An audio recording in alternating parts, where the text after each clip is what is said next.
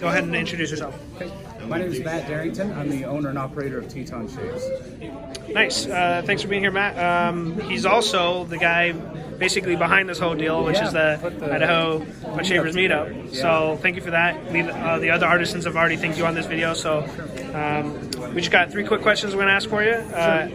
What started you into wet shaving? I started wet shaving when I attended a university that required me to shave every day, and it was a nightmare. And so I started looking for other ways to do that chore and stumbled into wet shaving. Nice. So next question, what inspired you to start making and selling products? I really became passionate about wet shaving, and I've always been a craftsman. I've always worked on things and started tinkering, so it was just kind of a natural thing to focus that energy into a wet shaving crafting space that's kind of a crossover, and that's where Teton Shaves was born. Awesome. So last question, it's almost Thanksgiving. What are you grateful for?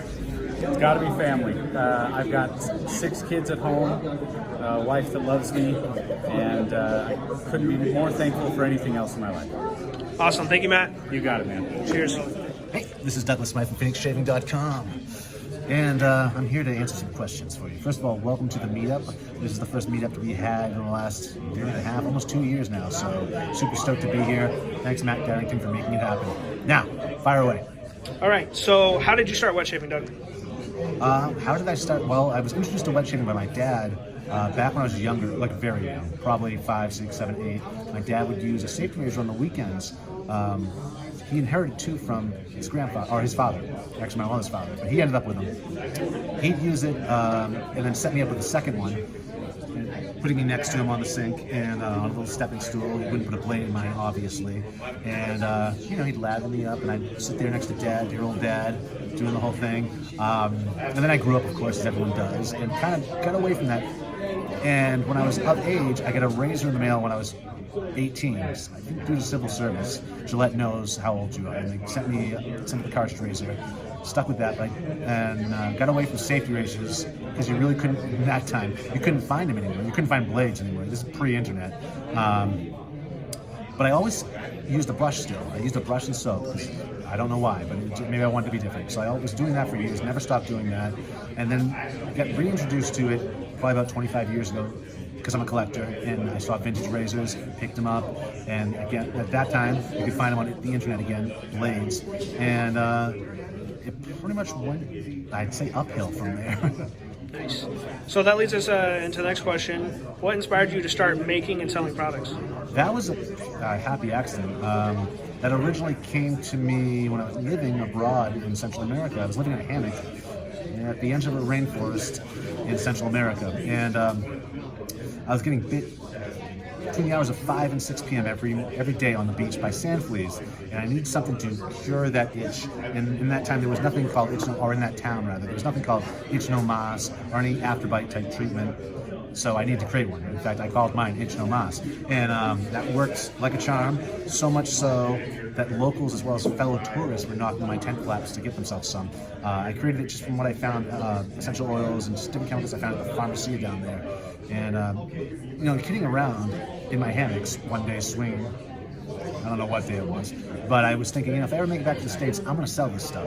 And 4 years later, I found myself back in the States, and I came back to a country that now had this thing called Etsy, where the playing field had been leveled, and I could finally do that instead of just toying around with it. Your entire life you have all these ideas, but they're never really anything more than ideas. Now you could actually play around with that, and I did, and lucked out in that regard, and started shipping Itch No Mas down to Central America, along with a sister product I created called Stink No Mas, which was an insect repellent / deodorant. Emergency. Came in like a chapstick tube type, oval tube, so you could, while you were traveling, and that did really well. In fact, that did better than Itch No Mas, Stink No Mas. Also, fun fact, Outdoorsman's Friend that I still sell today every summer is pretty much Stink No Mas. At some point I realized I was losing money shipping, so I was like, I need to turn my sights on something back here in the States. At that time I had a male grooming blog, rather than selling ads, I decided to create my own products. And I happened to be experimenting with my own shaving soap, my own bay rum. There was no good bay rum shave soaps back then. There really weren't any. And bay rum had always been my scent. So I had to put my own together. I did that.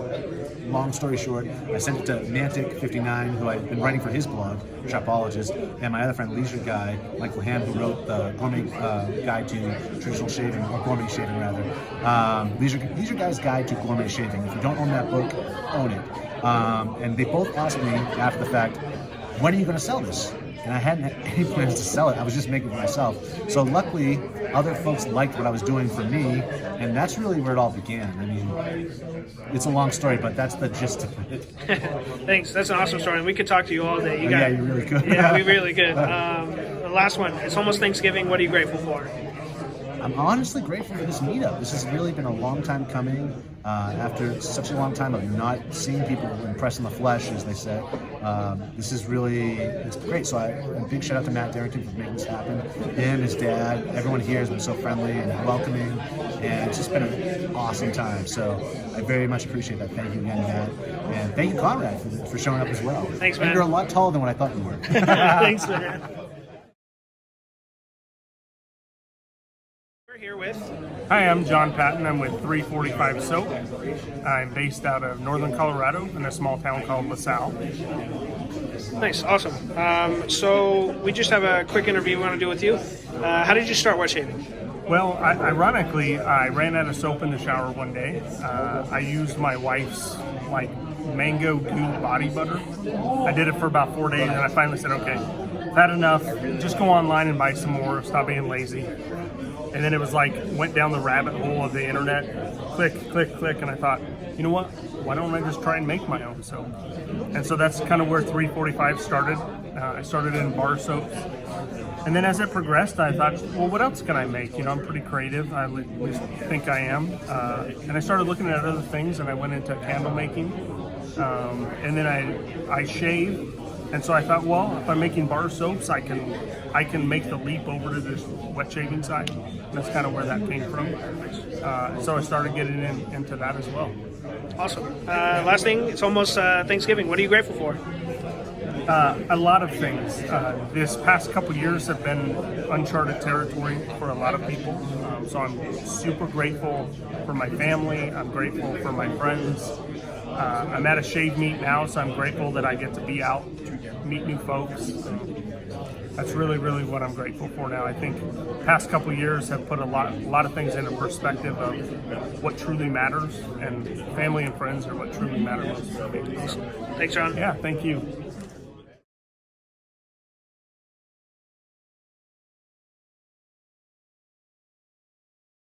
All right, we're here with Alejandro Martin from Washington, D.C.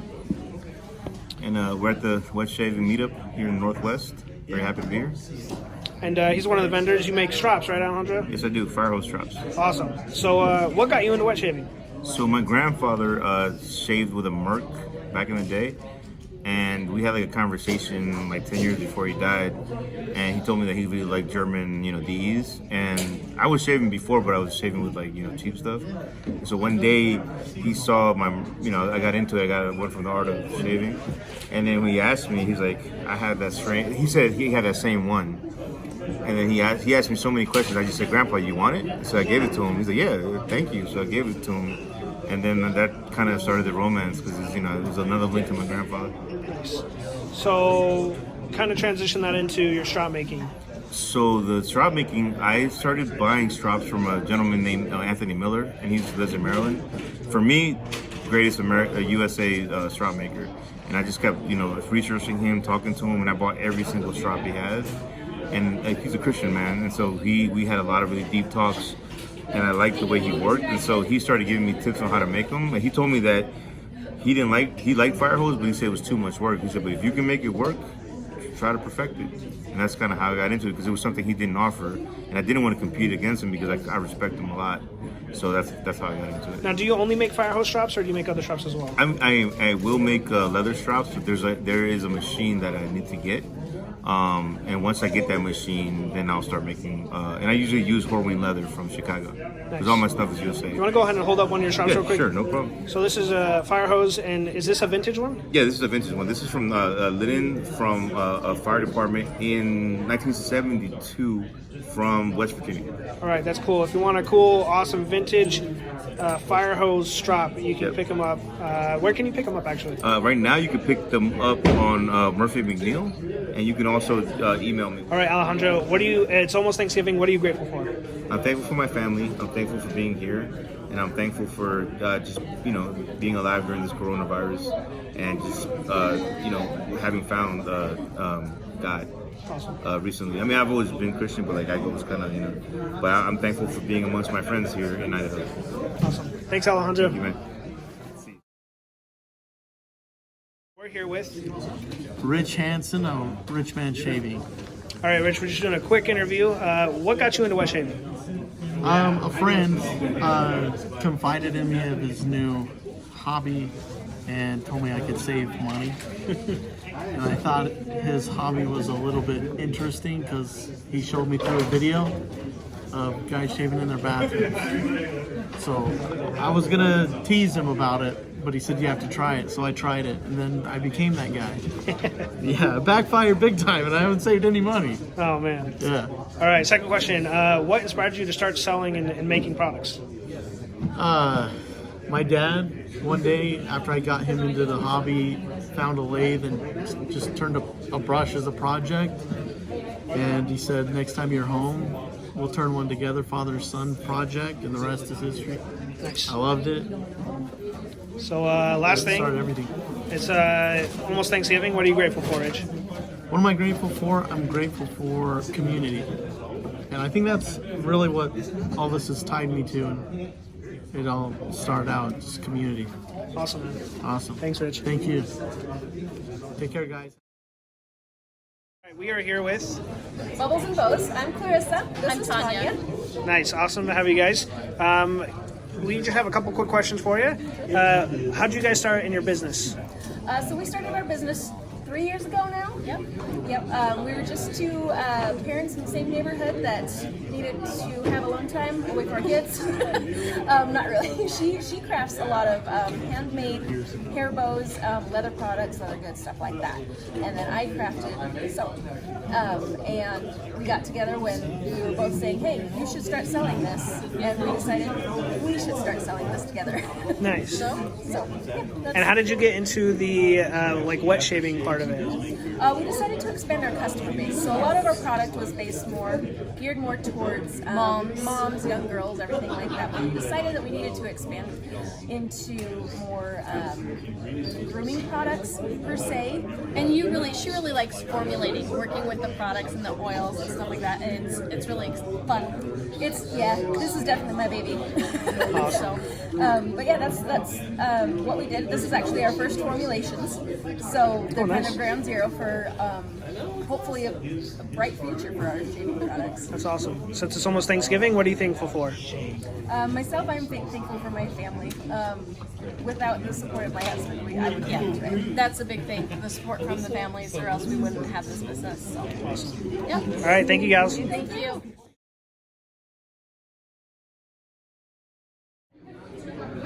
All right, guys, so we're at the Idaho Wet Shavers Meetup, and we got a vendor here. Go ahead and introduce yourself, bud. Hi, I'm Nick Mason with the Idaho Falls Barber Company. Awesome. So we're just going to do a quick interview here. How did you get into wet shaving? So I have always been able to grow a decent beard ever since I could. Since 13 I've had a pretty decent beard, and so shaving's kind of been a part of my life for the most part. And as I had to shave, I kind of looked for better shaves, the best way to shave. And I got really sick of most products that I found. Unfortunately, some of these more popular brands, I won't name them, but that our fathers, our grandfathers probably used, they have become not great anymore, and the scents especially aren't great anymore. And so I was trying to look for better products that kind of brought about a better shave, and that's when I found the hobby of wet shaving. And interestingly enough, that hobby is what spurred me to my career of barbering. Nice, and that's the second question we have for you. What inspired you to get into that? So the answer is that. Great. So it's almost Thanksgiving. What are you grateful for? Grateful for my health. It's been kind of a crazy year as far as international health. Grateful for the business that our business has been able to do.